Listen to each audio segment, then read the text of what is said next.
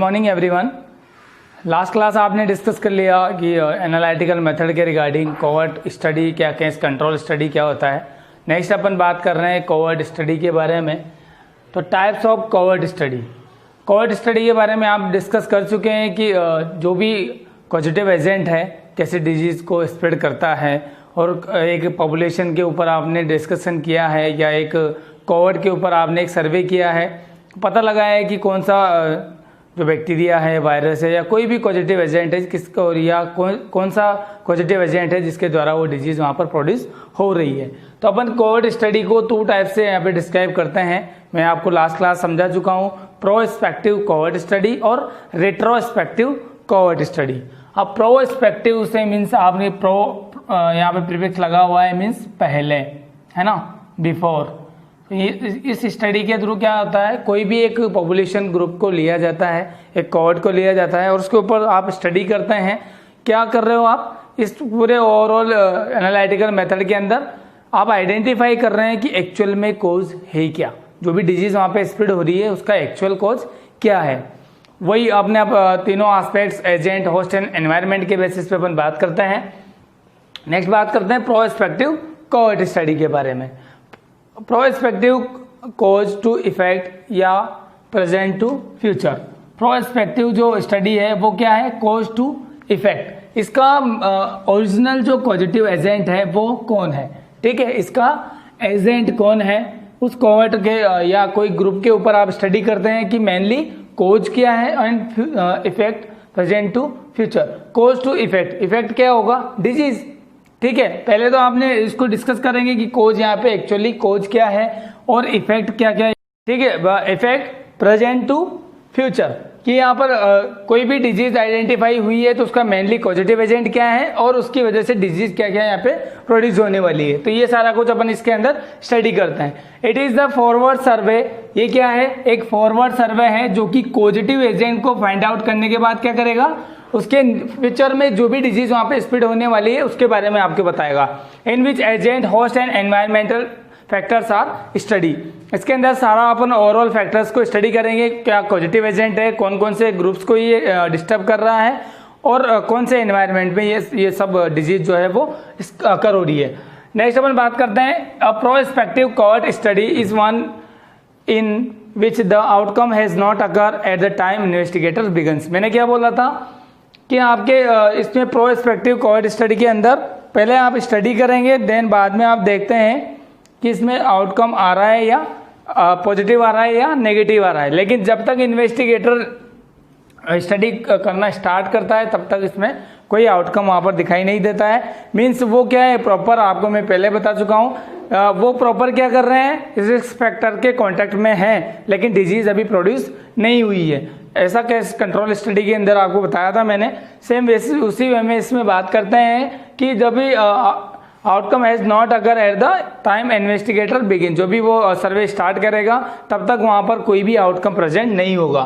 Next, the study is planned in a population through in which frequency and distribution of disease are to be studied. Agent and host environment के basis पे जो भी disease वहाँ पे अकर हो रही है, तो डिजीज के बेसिस पे अपन बात करते हैं तो वो डिजीज में पहले भी आपको डिस्कस कर चुका हूं कि फ्रीक्वेंसी आप पता करेंगे कि what is incidence rate and what is prevalence rate, ठीक है। किसी पर्टिकुलर डिजीज के बारे में आप स्टडी करने वाले हैं तो उसी डिजीज का आपको क्या करना पड़ेगा, इंसिडेंस रेट भी आपको चेक करना पड़ेगा और प्रिविलेंस रेट भी चेक करना पड़ेगा। एंड डिस्ट्रीब्यूशन एंडेमिक लेवल पे है, पेंडेमिक लेवल पे है या एंडेमिक लेवल पे वो डिजीज स्प्रेड हो रही है, ये सारा कुछ आप स्टडी करेंगे इसके अंदर। Next, in which the group under study is free from the disease but expose to risk factor. मैं आपको बता चुका हूँ कि जो भी कोवर्ट जो है या ग्रुप है वो प्रॉपर क्या कर रहा है, वो कोई भी आउटकम वहाँ पे प्रेजेंट नहीं है लेकिन प्रॉपर वो रिस्क फैक्टर के कांटेक्ट में है। मैंने आपको एक एग्जांपल दिया था कि कोई भी पर्सन का एक ग्रुप लेंगे जो कि रेगुलरली क्या कर रहा है, स्मोकिंग कर रहा है, उनको लंग कैंसर अभी नहीं हुआ है या रेस्पिरेटरी से कोई भी रिलेटेड प्रॉब्लम उनको नहीं है, लेकिन वो क्या कर रहे हैं, रिस्क फैक्टर प्रॉपर यूज कर रहे हैं, मीन्स रिस्क फैक्टर के कांटेक्ट में बराबर हैं, तो उनको डिजीज होने के चांसेस हैं लेकिन अभी तक डिजीज नहीं हुई है। तो आप क्या कर रहे हैं, इन विच द ग्रुप जो स्टडी करने वाला जो ग्रुप है जिसके अंदर आप स्टडी कर रहे हैं, तो उनको वो क्या है, स्मोकिंग तो कर रहे हैं लेकिन डिजीज वहाँ पर कोई भी प्रेजेंट नहीं है। In this method of study, the epidemiologist select cohort group, the data is collected, then statistically analyzed. सबसे पहले एपिडेमियोलॉजिस्ट क्या करेगा, किसी एक कोवर्ट को सेलेक्ट करेगा, एक ग्रुप ऑफ पीपल को सेलेक्ट करेगा जो कि क्या कर रहे हैं, किसी भी रिस्क फैक्टर के कांटेक्ट में है, चाहे वो बैक्टीरियल इन्फेक्शन के लिए बात करें, चाहे लंग कैंसर के लिए बात करें, चाहे ओरल कैंसर के लिए बात करें, किसी भी कैंसर के लिए, किसी भी डिजीज के लिए अपन पर्टिकुलर एक पॉजिटिव एजेंट से कांटेक्ट में जो ग्रुप है उसको आप सेलेक्ट करते हैं। द डाटा इज कलेक्ट, आपने पूरा डेटा वहाँ पे कलेक्ट किया है कि इतने पर्सन आपने लिए हैं, उनमें से सारे पर्सन या उनमें से कुछ 50% जैसे पर्सन जो है स्मोकिंग करते हैं, तो कौन कौन से पर्सन ऐसे हैं जिनको लंग कैंसर होने के चांसेस है या लंग कैंसर हुआ है, ये सारा कुछ आप कलेक्ट करेंगे डेटा, देन स्टैटिस्टिकली एनालाइज करेंगे। ठीक है, फिर आप स्टैटिस्टिकली एनालाइज करेंगे, जिससे एक कोई भी डायग्राम आप प्ले कर सकते हैं कि यहाँ पर कौन कौन जो पर्सन है सीरियल नंबर के रिगार्डिंग आप एक्सपोज जो हुए हैं और अनएक्सपोज्ड। तो जैसे अपन टोटल 10 में से बात करें तो 8 जो है वहाँ पे किसी भी डिजीज से एक्सपोज नहीं है, ऐसा कुछ अपना स्टैटिस्टिकल डेटा वहाँ पे प्रेजेंट करेंगे कि इतने ग्रुप ऑफ पीपल्स को आपने स्टडी किया है, उनमें से 50% को जैसे लंग कैंसर हुआ है या कोई भी रेस्पिरेटरी से रिलेटेड प्रॉब्लम्स वहाँ पे अकर हुई है। Next, and comparison are done to determine the association of risk factor to be cause. ठीक है, बात समझ में आ गई। सारा ओवरऑल आप स्टडी करेंगे, देन स्टैटिस्टिकली डेटा आप आइडेंटिफाई करेंगे, एनालाइज करेंगे और फिर देखते हैं कि टोटल जो आपने पॉपुलेशन को स्टडी किया था उनमें से कौन कौन से ऐसे पर्सन है जिनको डिजीज हुई है, एक्चुअली जो है जो रिस्क फैक्टर्स के कांटेक्ट में थे लेकिन उसी रिस्क फैक्टर से रिलेटेड उनको डिजीज हुई है। The prospective method help us to make estimation of risk of developing particular condition in the presence of certain characteristics. इस स्टडी के थ्रू आप पता कर सकते हैं कि कोई भी एक पर्टिकुलर रिस्क फैक्टर्स की वजह से या कोई भी एक सेम कैरेक्टरिस्टिक्स की वजह से, मीन्स जो स्मोकिंग कर रहे थे उनको क्या हो रहा है, लंग कैंसर हो रहा है। तो ये आपको एस्टिमेशन, एक ये जो मेथड है आपको हेल्प करेगा एक एस्टिमेशन प्लान बनाने के लिए। कौन सा एस्टिमेशन प्लान, किसी भी एक पर्टिकुलर डिजीज को प्रोड्यूस होने के लिए उससे रिलेटिंग जो भी पॉजिटिव एजेंट्स हैं या उससे रिलेटिंग जो भी कैरेक्टरिस्टिक्स हैं उसके द्वारा वहाँ पे कोई भी सर्टेन या पर्टिकुलर डिजीज पैदा हो सकती है। जैसे कि आप लंग कैंसर के ऊपर स्टडी कर रहे हैं तो आपने क्या कर रहे हैं, एक ग्रुप को लिया है जो कि क्या करता है, स्मोकिंग करता है, उनको किसी प्रकार की कोई भी डिजीज नहीं है, लेकिन स्मोकिंग वाले कोहॉर्ट को आप इसलिए ले रहे हैं ताकि आप उसको कंफर्म कर सको कि ये लीड करता है लंग कैंसर को।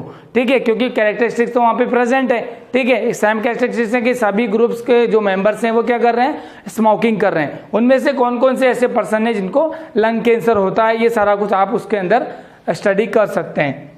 नेक्स्ट बात करें एग्जाम्पल के लिए तो in a study about smoking lung cancer those who smoke could be considered the experimental group.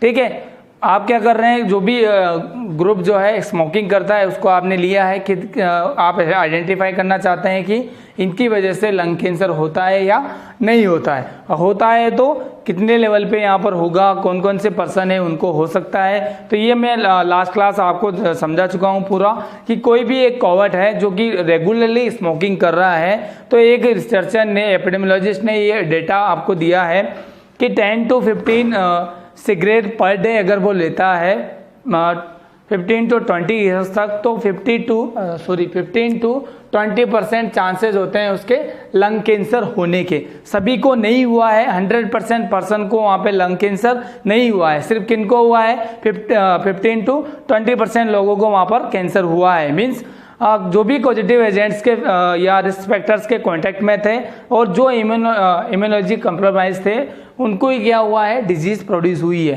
ठीक है, तो इसके लिए आपने एक्सपेरिमेंटल ग्रुप को कंसिडर किया है। At who do not could be the control group, वो क्या थे, जो भी आपने कोहॉर्ट ग्रुप को लिया है वो क्या है, कंट्रोल ग्रुप के अंदर नहीं है। मीन्स उनके अंदर कोई भी डिजीज पैदा नहीं होगी, ऐसा नहीं है, उनके अंदर कोई भी डिजीज पैदा हो सकती है in future. This population group or cohort could be followed over the period of time to see how many smoker develop lung cancer. Smoker could be compared with non-smoker as to be incidence of disease. आप इसके अंदर पूरा overall discuss कर चुके हैं कि जो भी स्मोकर्स थे उनमें से किन किन को डिजीज़ हुई है, बात समझ में आ गई। और उनको कंपेयर करेंगे नॉन स्मोकर्स से। नॉन स्मोकर्स के कोवर्ट से आप कंपेयर करते हैं तो देखते हैं कि जो भी डिजीज़ वहाँ पर अकर हो रही है, मीन्स लंग कैंसर जो वहाँ पर अकर हुआ है वो सिर्फ स्मोकर्स को ही हुआ है, नॉन स्मोकर्स के नहीं हुआ है। तो ये सारा कुछ आप उसके अंदर स्टडी कर सकते हैं। तो ये है आपका प्रोस्पेक्टिव कोवर्ट स्टडी। ठीक है, थैंक यू।